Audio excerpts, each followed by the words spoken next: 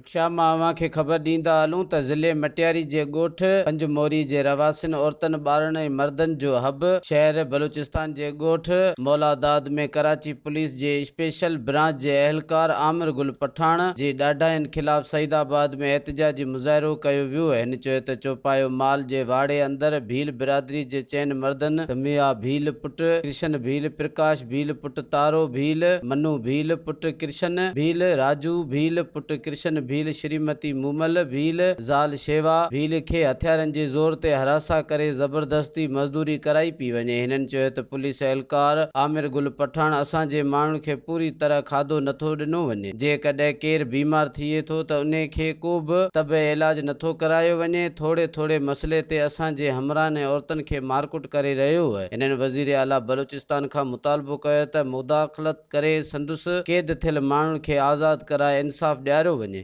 अस्सलाम वालेकुम दोस्तों, मां सोहराब सुमरो ऐं अवांजे पंहिंजे शहर हैदराबाद में कासमाबाद में तमामु बहितरीन वॉलपेपर जो कमु करे पियो रांझन सुमरो साहब, जंहिंजो फ़ोन नंबर तव्हां स्क्रीन ते ॾिसी रहिया आहियो।